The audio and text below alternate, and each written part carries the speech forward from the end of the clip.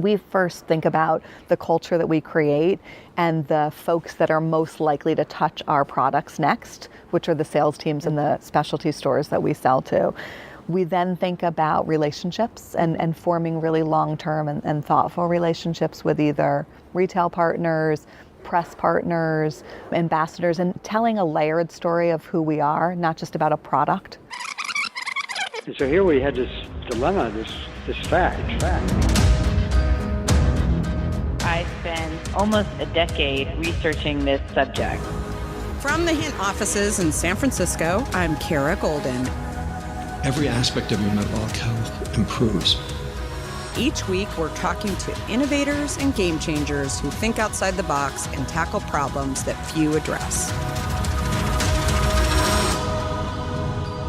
What does it really take to be unstoppable? Let's find out.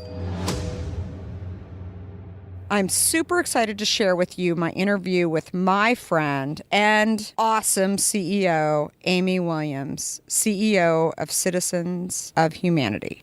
I couldn't wait to talk to Amy about how she became what I call an accidental entrepreneur, how she started her career in fashion, how she feels about advertising, her advice on how to raise money for your own venture, where the name Citizens of Humanity comes from, and so much more.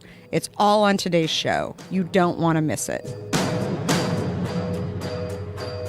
So Amy Williams, so excited that you're here. Amy's also a friend of mine, so I'm very excited that you came by to catch up and talk a little bit more about us. But I really, really wanted to talk to you too, just about your career, because I've been so inspired and impressed. And I think we met actually through Lisa Wing. Yes, right? exactly. So Lisa Wing, great Marin mother that lives in my town. And so she introduced me to you. And I think we met over at Corte Madera for lunch. A long time. And I It was like 10 years ago, I think. Because I was so inspired by what you had launched in the children's space. But I'd love to hear just overall, like, how did you get started in your career and fashion, and a bit more about how you actually got to Citizens and yeah. Perfect.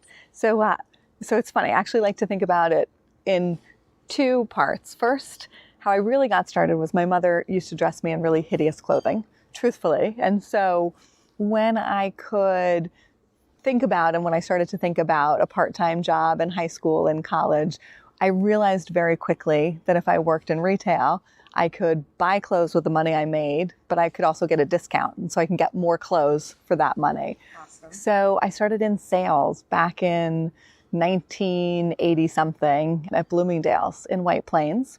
I would get my paycheck, cash it as quickly as I could, buy some Guess jeans and polo shirts, and happily go back to school the next day. And then fast forward years later, I worked at Macy's. While I was in college, I really wanted to get an internship, and Macy's was known to have the best retail program back in the day. And I applied and I interviewed, and it was a pretty intense day of group projects and assessments. And I was happy to be one of, I think, 15 people or so to be selected. And during my summer there, I got the chance to work with a couple of people who really took me under their wing and let me do a lot of different things and learn both the program as it was written and also things they thought would be really helpful. And so years later, they went to work at the Gap in San Francisco. And the Gap in 1989 was expanding rapidly, and Mickey was at the helm. And they were looking for young people to come and join the merchandising organization. And I interviewed. The interview didn't go particularly well. Hopefully today will be much more relaxed and enjoyable. But I was I remember I was really nervous. And what did you interview for? I interviewed for an assistant merchandising position. I interviewed with Nancy Green, who runs Athleta now, and Bob Fisher, who's obviously one of the owners and was one of the founders of the company, or the son's founders. Maureen Chiquet came on board as an assistant around the same time. But it felt intimidating in a lot of ways and a little bit serious. And so I went back to my job at Macy's. I didn't get the position. And a couple months later, these two people that I had worked for said, she was one of the smartest, most hardworking people that we've met, meet with her again. And so the second time, I think I was much more relaxed. I was probably more myself. And sure enough, they made me a job offer. So I moved out to San Francisco, 1989 in October. 4 days later, big earthquake happened here. And I ended up staying with the company for 14 years. Wow. And it was an amazing, amazing experience, great people, great team. And I think we all felt like we were part of something really interesting and exciting. That's awesome. So what was your role there? I was an assistant merchandiser in what was called women's bottoms, which was probably in this day and age not a term people probably wouldn't use that. But very soon we were buying Levi's at the time. The Gap wasn't actually making their own women's jeans. I remember and slowly but surely we realized that was something that we should do and could do. And so over time I moved into product development and design.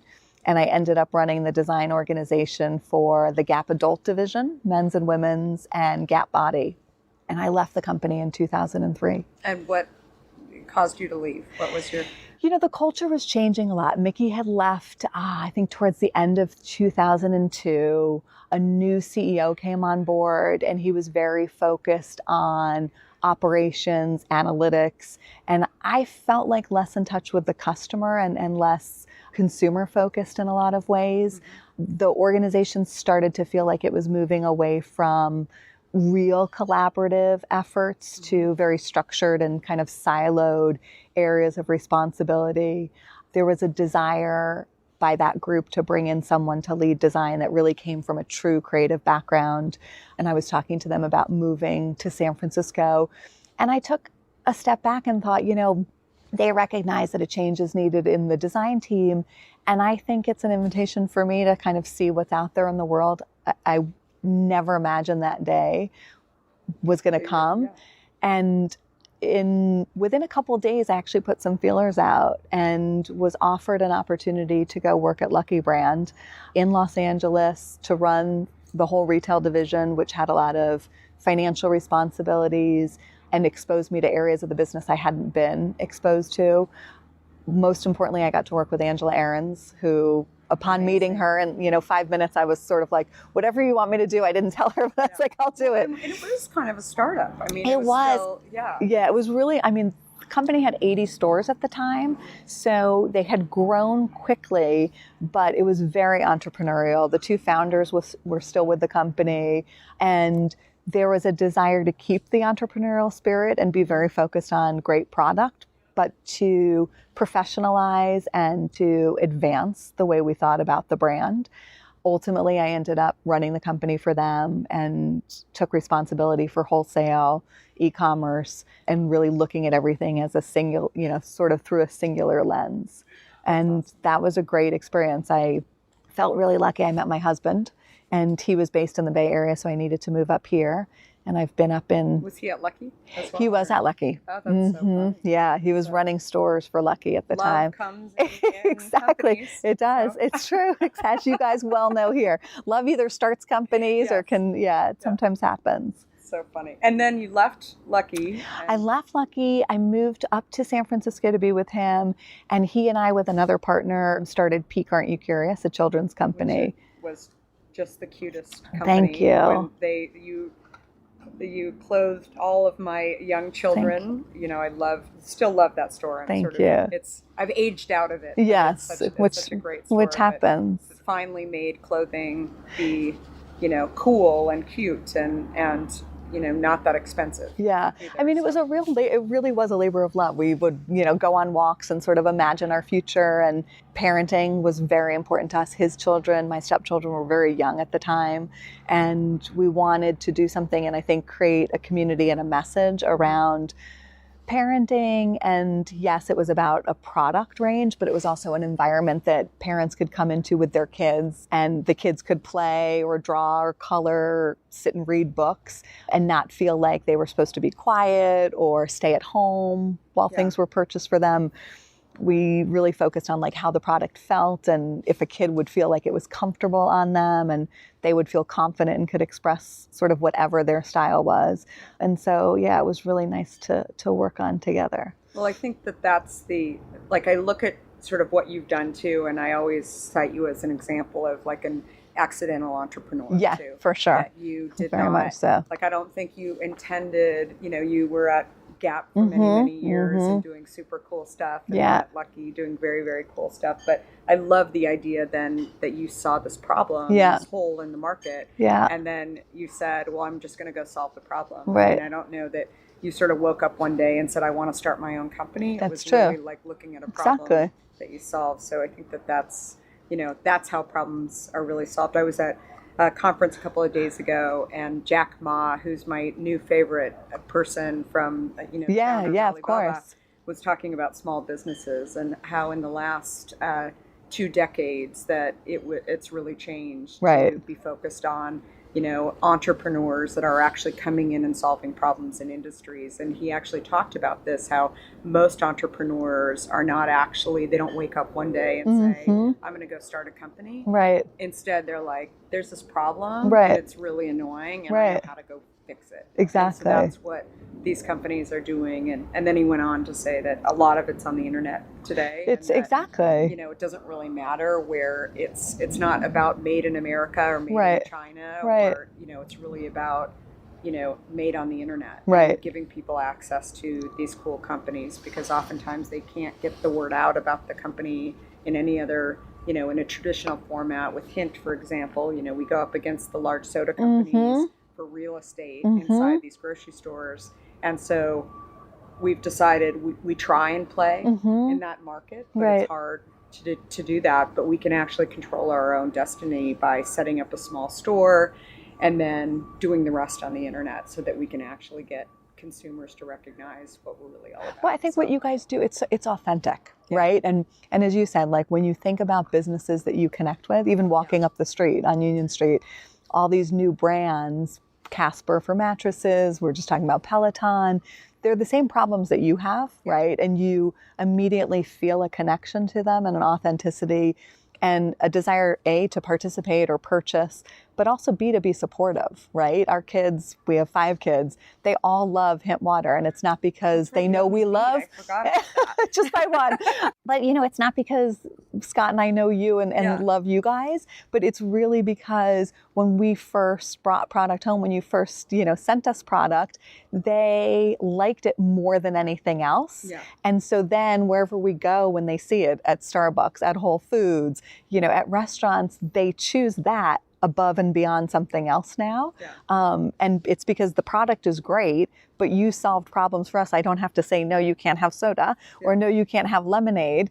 And that makes my life a lot easier really too. appreciate that. And I find too, that my kids, like, they're getting older now, they're in high school, but they, share the product with their friends. Right, And exactly. then their friends end up saying like, oh, I know, the CEO, Right. or I know the founder, or Right. whatever. And so then they tell their parents, and then their parents like talk to other people. So it's like this effect that goes on. That's Exactly. super cool to sort of grow the brand too. That's really, really great. So do you remember, like, what was your favorite experience along the way? I mean, outside of the one that you're doing today, Right. which you seem very content Right. and, excited. Yeah. I always call it the ebbs and flows of business Right. along the way, but it's, what would you say was your sort of favorite thing that you Such did? a good question. I mean, I think maybe this seems silly, but they're all favorites for different reasons. I think the Gap stands out because when I think of my formative years, so to speak, and what the team of people that I worked with meant to me at the time, they were really my family, right? I started there when I was 21 years old, left there, I guess, when I was 34, and we traveled together. They had friends had babies. I felt like I was going to say we had babies together. We didn't, but I saw them birth their children. We grew up together. We realized what we wanted in life together as the years went on, and the importance of a balanced life. And it was a very collaborative, creative process. My husband and I talk about that a lot now, just the idea of layering on ideas. I learned I didn't need to be the author of every idea, and I got great joy out of bringing out over time the best in other people, and that was really, really gratifying. I think Mickey created a culture that was without ego. We never focused on one particular person in the company or highlighting any one individual. It was really about us as a team, and we felt like in a lot of ways we were serving America. Like we had America had a need to dress casually. People were moving from wearing suits to work to, at the time, seems dated now, like casual Fridays was a big idea. Yeah. And this notion of khaki pants or little black pants that could take you anywhere. You guys really started there was trend. Yeah, there was a lot that came out of Banana Republic and accessible luxury and cashmere. I didn't work on Banana, but it was a sister brand. And Old Navy was born, during my time there.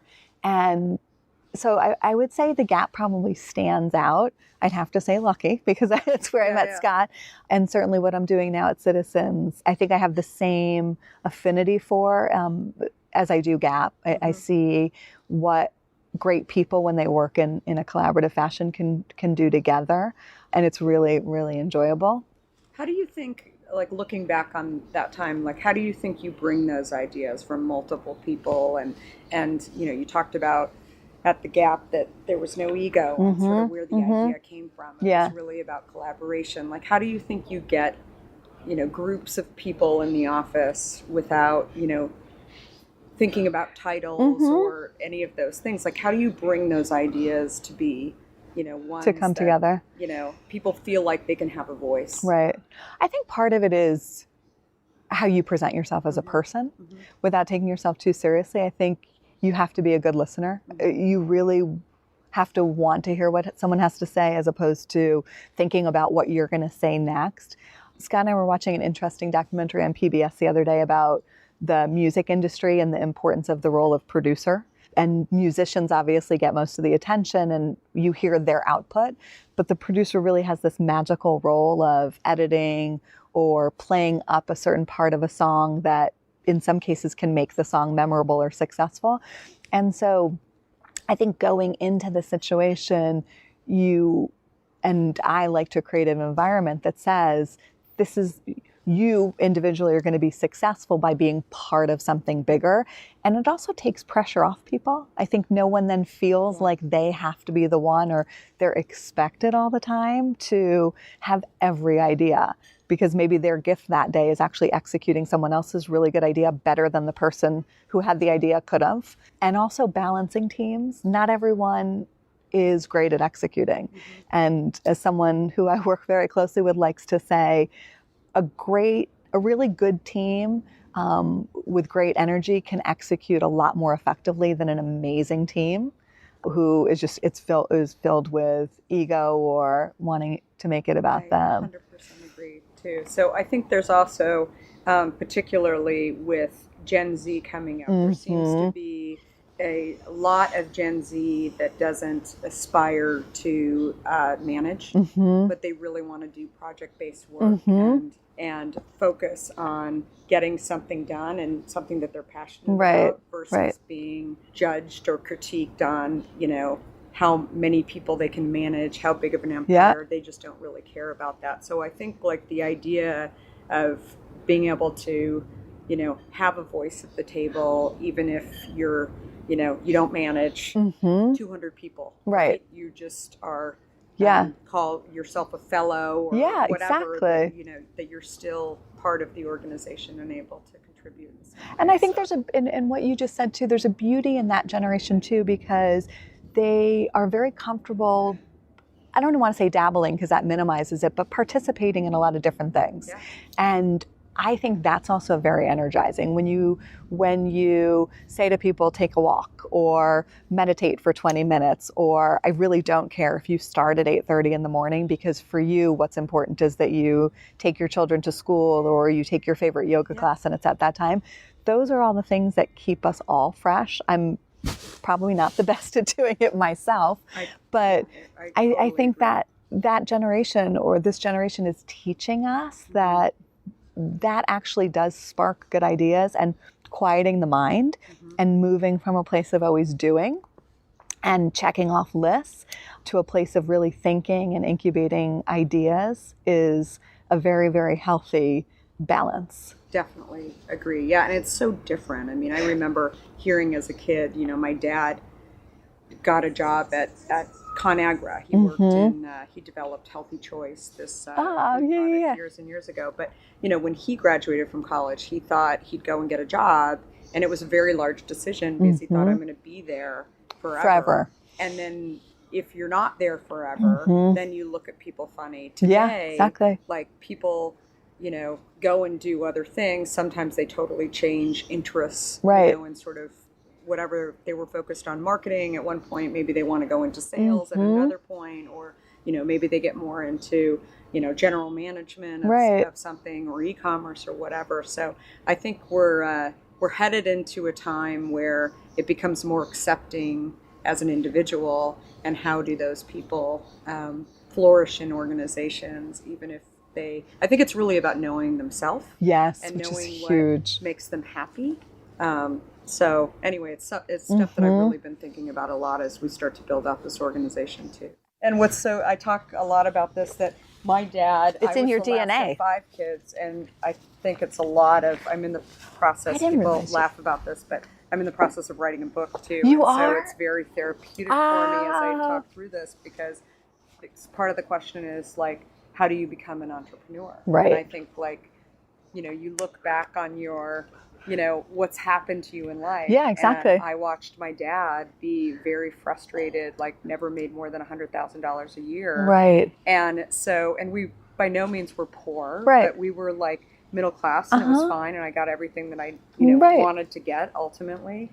But it was like, I mean, they make hundreds of millions of dollars off of that product, and he's working in a large company. Crazy to think about. And he, developed it with Julia Child. Oh my God, I didn't know that history. Yeah, no, it's amazing. It's a crazy story. And my mom decided actually to go back to work when she was 45, and I had started kindergarten, and she was an art history major. And then she decided that she really wanted to go into fashion. And so we lived in Scottsdale. And so there was a store called Goldwater's in Scottsdale. It was sort of like Neiman Marcus a little bit. And she started out as an assistant buyer. And then she decided what she was really good at, because she knew everybody around Scottsdale, was she was like the original personal shopper. And so she would call people and say, this incredible line like just came in and you have to come in. And so they loved just having her sit in this position, being able to sort of say, okay, yeah, there's this person really likes this certain designer, and we should just let them have access to the designer before it goes out on the floor or whatever. And so people would like basically, like get her into a meeting to show her all of like the stuff before. And that's like, I think about like Stitch Fix now and like Mode Operandi. It's like the same concept, but just on a different scale. But anyway, so I remember being like 7 years old in my kitchen and calling my mom on the phone and saying, Dad has this lady in her kitchen, and all I know is that they're drinking tons of that jug wine that you have. And it was like, and they were creating these ideas. It was crazy. So yeah. So anyway, it's a story in and of itself. That is such a great story. Yeah. No, they developed it, and then actually they laid my dad off when I was in high school, and they laid him off for not having an MBA. And so this was the 80s. Like I keep thinking that this will be on CNN at some point, but if you didn't have an MBA during the 80s, then and you were, in your 40s, then you were basically cut, and you were allowed to be cut. And so I was a junior in high school, and my dad lost his job. How was that for him? And it was crazy. I mean, he was he had great reviews all the way up till then, and then we were all like, what? Right. Like, how could you lose a job? Like, you've been you ran a product, you're the star, and so anyway. So he looked for a job for a year, and all of his suppliers, who primarily, 60% of their business was seafood. Mm-hmm. And so he had these seafood fishermen, or the shrimp fishermen off the coast of Georgia. who he dealt with, and they all like felt really bad for him, and they're like, well, we just won't supply Conagra Oh my with the gosh. shrimp. And so for 6 months they could not get access to seafood. And so basically they almost shut the brand down. And then my dad got a phone call and they said, okay, fine, we'll hire you back in, but you have to move to Omaha, Nebraska. So my parents moved to Omaha, and I lived in Scottsdale. We hadn't sold our house. And so, I mean, anyway, it's a story in and of itself. I was basically on my own since I was 16, not because I ran away from home or anything. But anyway, I think like that time, like I look back on it, and the trust of large companies was something that I was like probably skeptical of. I don't understand. Right. Like you developed this product line. You worked hard to make it successful. Like, why would you develop a product for a large company? Right. Like, why would you do that? Right, exactly. And he was like, he said he never had the courage to actually go out and start a company and anyway. Because I think often like you don't believe it's possible. Like I've always liked working as part of big organizations. And as you said, didn't wake up saying like, I want to be an entrepreneur tomorrow.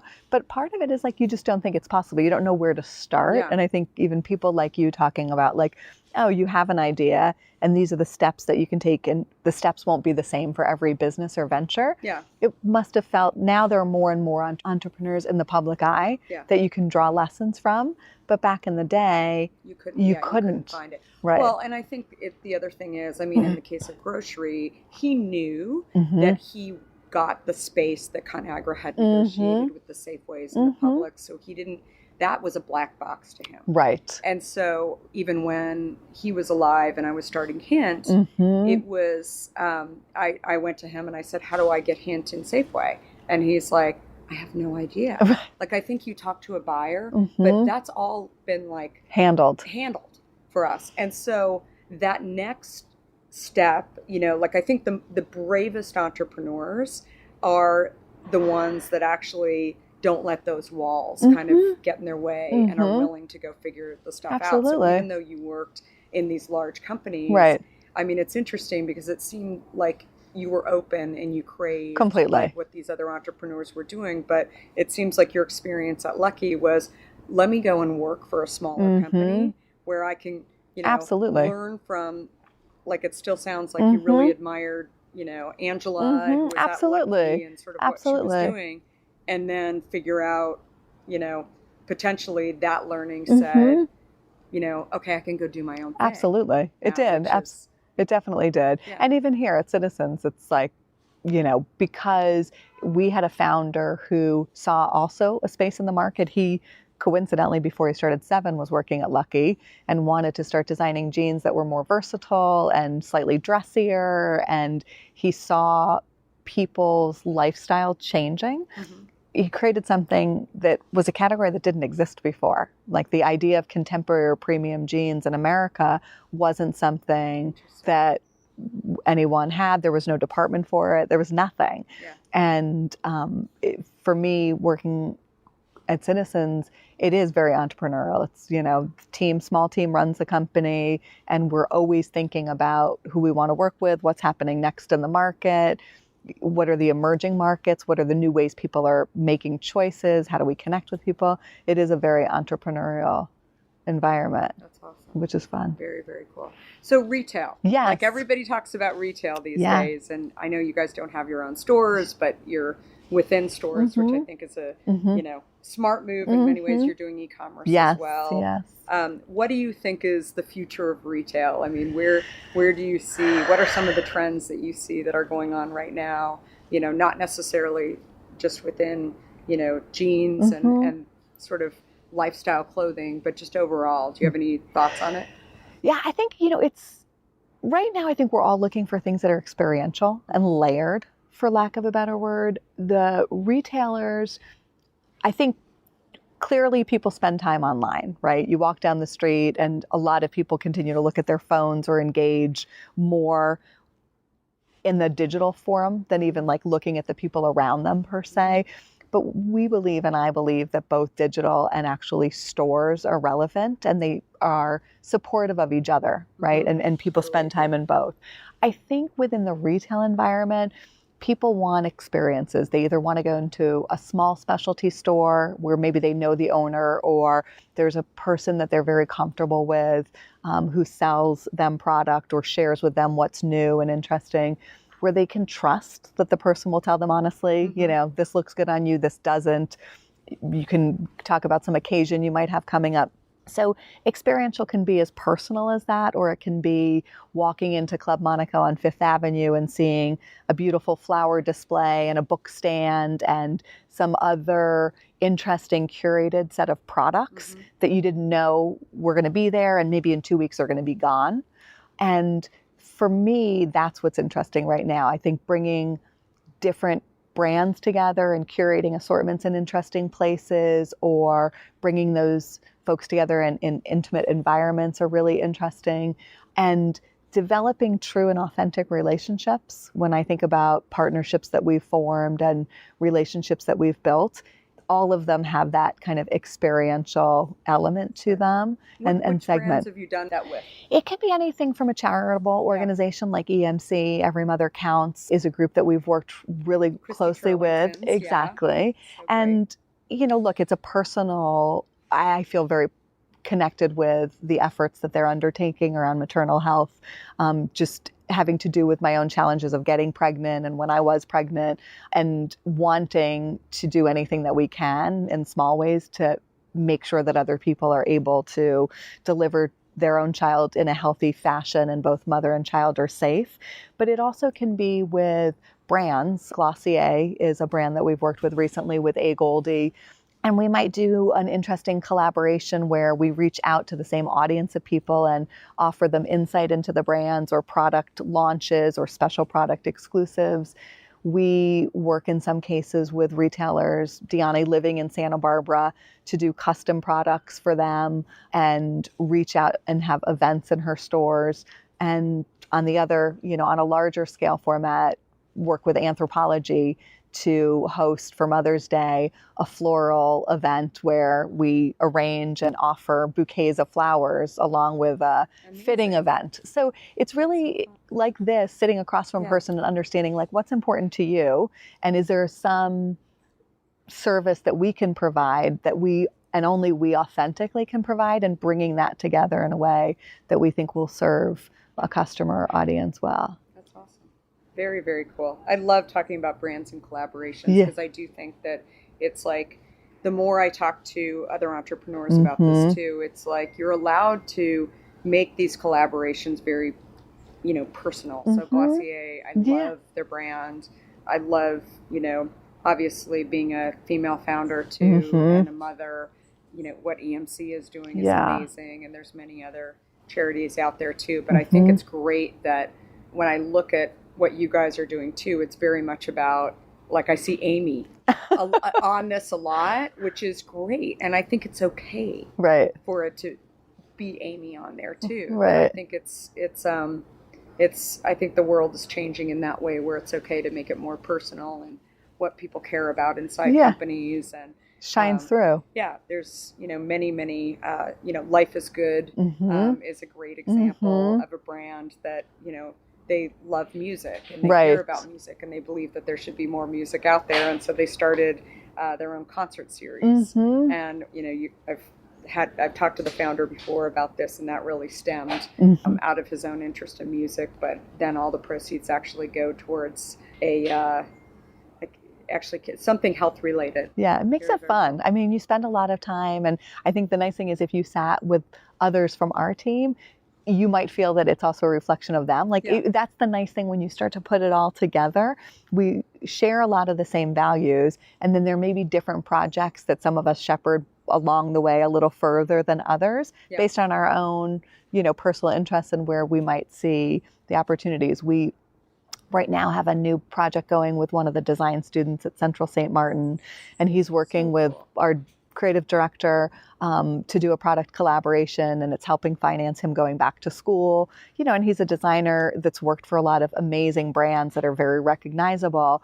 But here he is wanting to be able to do this, and we're helping make that happen. And like, that really feels good. That's and awesome. when given the opportunity, there's no reason not to do things like that. That's So. amazing. And it probably helps you to retain talent. It does. Too, when you work with, the individual and allow them to have a voice to say, this is what I want to do, and this is, what's important to me. And I mean, here's a person running a large company that's actually listening and wanting to keep and grow talent in that way. That's super awesome. So the company is still based in LA. Still based in LA. And have you thought about bringing it up to San Francisco? Or We can't because of manufacturing. So we have everything in LA. We have 722 people who who make the product in Los Angeles. Wow. Yes. And so it's all made in LA. Everything for Citizens is made in LA. Goldin, which is like the newest brand and a bit more youthful in terms of the aesthetic, is made half in LA and half in Turkey. Okay. And we have 2 people from our team who are Turkish by background who were moving back to Turkey. And so that was part of the impetus. They wanted to stay with the company, but go, in one person's case, back home. She'd been in LA for 8 years, was getting to the point where she really wanted to settle down and start a family and wanted to be near her family. I wanted to go back. So interesting. So, and do you have a lot of immigrants working in the company? You know what? We have, it's interesting. At times, we have a very diverse group of people in all areas of the business, whether it's creative talent from the UK, as I mentioned, where they're known for great design schools, to folks on the creative team that obviously grew up and went to design school here in the US. We have our COO is Italian by background. The young lady that I mentioned had been in LA from Turkey for 8 years and is now back in Turkey. And then within our laundry and manufacturing facility in LA, which does total about 700 people, we have people from all over. California, they've lived in other places in the US, or they may have come from another country, and they've been working with us. The turnover is quite low, and they've been working with us and sewing the products for as long as we've been in business in some cases. That's so great that you guys it's primarily in Los Angeles. Yes. What challenges have you had, like whether it be with the drought or any of these other unfortunate bigger global issues that are going on? What do you think about when I ask you that question? We're incredibly committed to working in California, even though it is challenging, right? And it's as much challenging because, over time, and this is a good thing, minimum wage has increased, and we're trying to be mindful of making sure our products, while they are expensive and it's a premium product, there's still an understanding of the cost quality equation for our consumers. So as minimum wage goes up, we try not to pass that expense on to our customers. We try and think of ways to be more efficient. And so we invest a lot of money in machinery, equipment, et cetera, that makes our process more efficient, and continue to pay in excess of minimum wage to most, and have always, to most of the people who work within our facilities. The drought was certainly a challenge. And again, because we've always made investments in reducing water, reducing carbon footprint, and things of that nature, it wasn't anything that really hurt us or affected us dramatically. And just like every area of our business, we try and think in advance and ahead of whatever situation might sort of present itself. What are the hot topics right now in sort of clothing manufacturing that people are talking about? Like, what are those? I think a lot of people are talking about bringing manufacturing back to the U.S. or migrating away from maybe some of the mass areas of production like China or some of the other countries in Asia.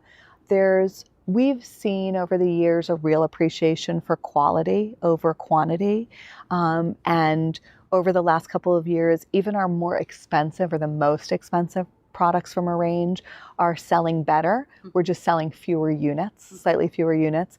I think consumers are much more aware of consumption, and so they'd rather opt for one really beautiful thing than multiple, I think that's so true. inexpensive things, or shopping high and low, which is, how we all shop. So it's a t-shirt that's $10 with a pair of jeans that are extremely versatile that are $200. So those are the bigger trends that we're seeing. We're definitely seeing more interest and questions about our manufacturing and people being really intrigued by the fact that we manufacture in LA and being very surprised at what it takes to manufacture a pair of jeans. I would love to come to your plant. You know what, we would love to have you. Yeah. I mean, you go It'd be into the awesome. facility and it can take up to 18 hours. It really is like hand tailoring with a great deal of attention to developing what looks like a mark that was made and from wear over the last 10 years. It takes a lot of work to do that, and it's all handwork. It's very manual. It's with teams of people that are very skilled at a certain and very precise, type of treatment, so to speak, in the laundry. But it really is beautiful and fascinating. It's very artisanal. Yeah. No, I would love to come down there, and we would love to have you. Super fun to come down. Very, very exciting. So what do you see in terms of global? I mean, obviously we talked about you're in the UK. Mm-hmm. How do you expand into these markets outside of the US? I mean, what advice would you give entrepreneurs who are looking at, going into other countries? Mm-hmm. I mean, in the beverage industry, every beverage executive has told me, entrepreneurs that have started companies have said, get it really right in the US. Yeah. And then look to expand beyond that once Absolutely. you do get it right here. What do you think I would say the same thing. Yeah. I mean, the way we think about it is let's first be our best self. It's not about what everyone else is doing. And we like to be aware of other people, either in the space or just in the industry or other relevant industries.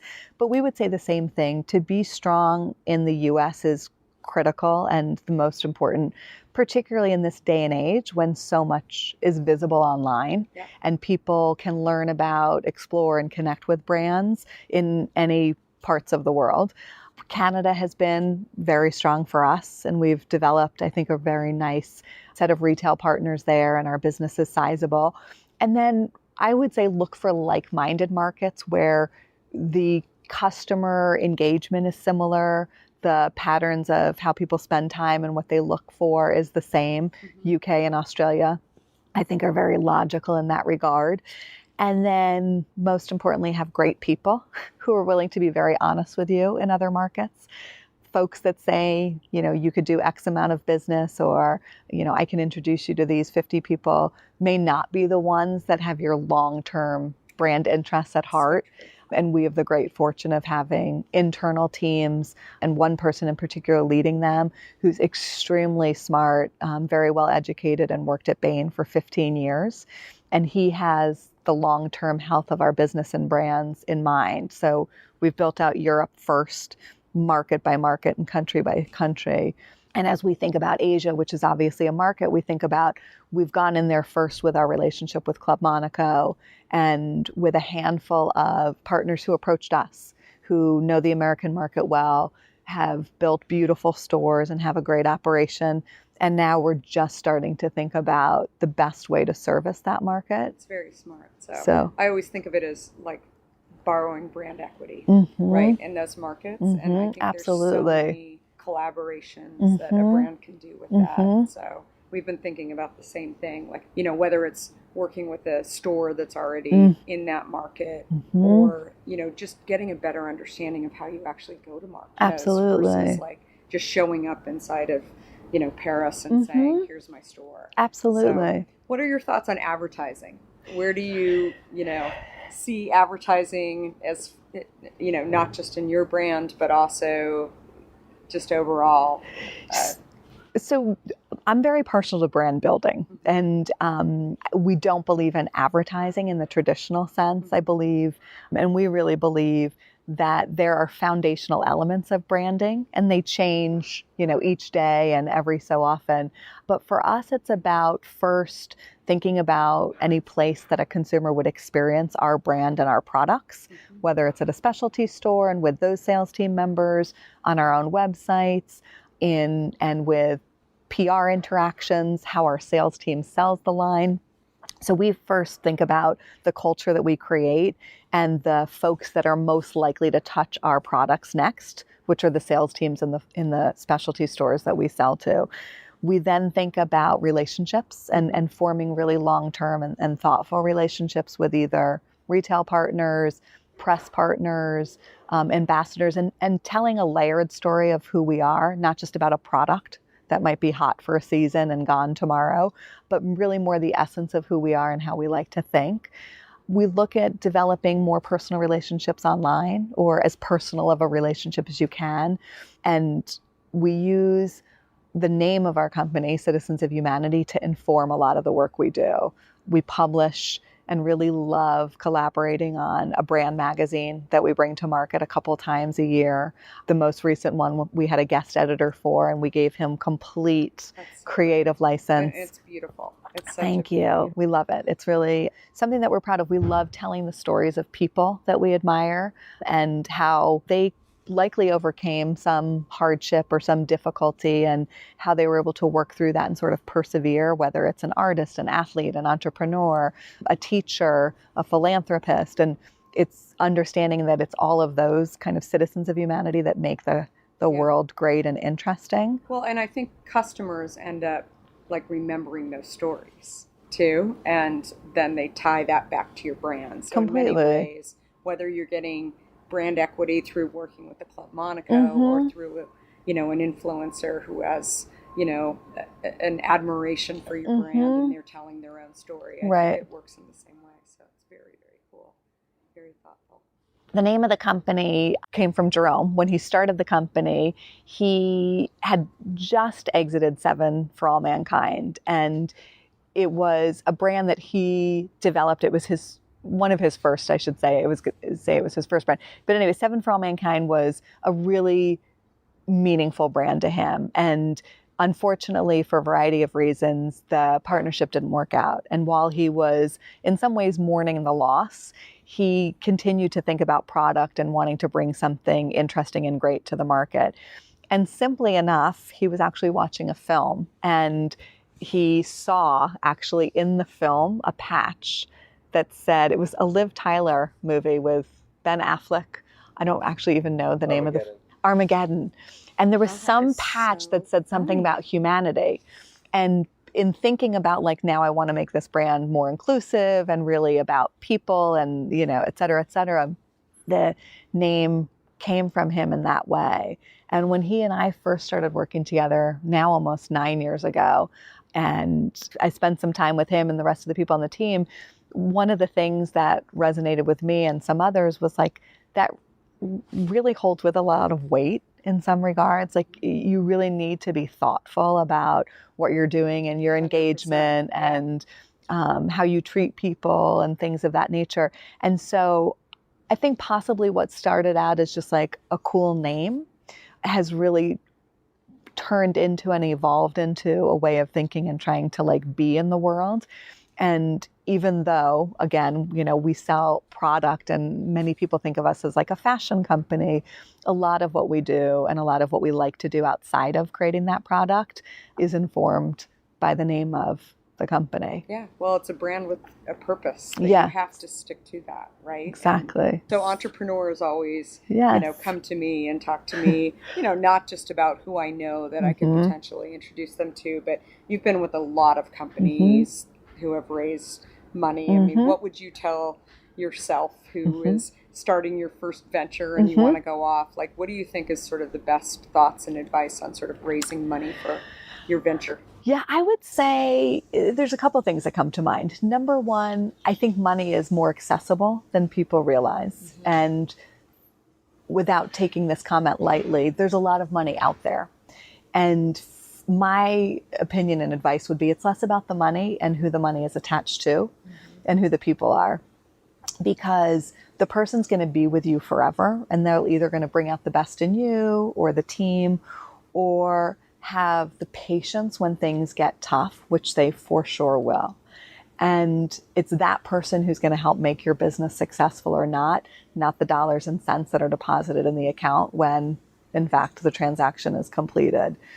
I would also say don't chase growth, because as someone who I think of as one of my most important mentors and who is one of the founders of the company, of Citizens, says to me, we deposit profit dollars, not top line sales. And I think a lot of people, when they're in the fundraising process or in the process of making decisions on how to build out their brand, they look at what's going to look best on paper, and they think about what the revenue growth is and how they're going to articulate that in future meetings. But at the end of the day, if your business isn't profitable, take a couple steps back and really truthfully analyze why that is, and make some of the tough decisions to put you on the track to being there more quickly than someone else might suggest you should get there. 100% agree. We just hit profitability this year, and it's congratulations. It allows you to breathe. Yes. Right. It doesn't mean that we're not going to continue to grow and invest in growth, but it's a big step, and I think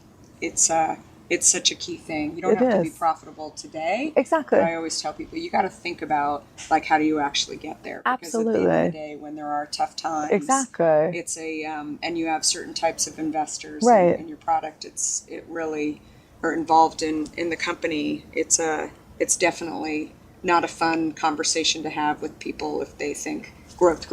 Exactly. So. And look, we've had the luxury, the way the company was started before I got there, the company was funded very thoughtfully and pragmatically.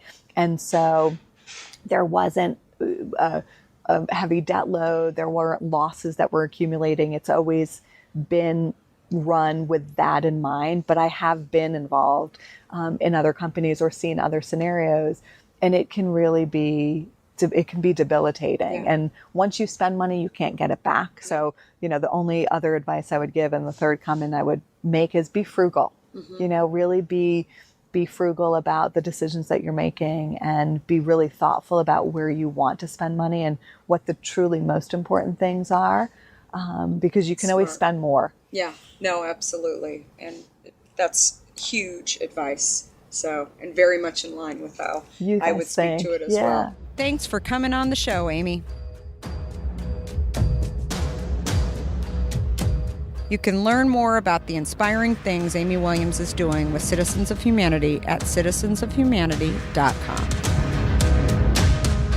I have a huge announcement. I love giving away things that are so dear to my heart, like Hint Water. So for the next 3 months, I'll be choosing 5 lucky listeners to win a year's supply. All you have to do to enter is go to Kara Goldin, that's KaraGoldin.com/iTunes, and leave a meaningful review for the show. That's it. And if I see you tweeting it out and tagging me at Kara Goldin, you will increase your chances of being picked. And please be sure to spread the word with your family and friends. And thanks for listening to Unstoppable with Kara Goldin. Thanks so much for listening to Unstoppable. If you like what you heard, please help spread the word and leave us a review. You can also follow along with me on Facebook, Instagram, Twitter, and LinkedIn at Kara Goldin. Do you have a question for me or want to nominate an innovator to spotlight? Please talk to me at karagoldin.com. Until next time, be unstoppable. Addictive nature of modern food. Nutrition is important. The obesity and diabetes epidemic.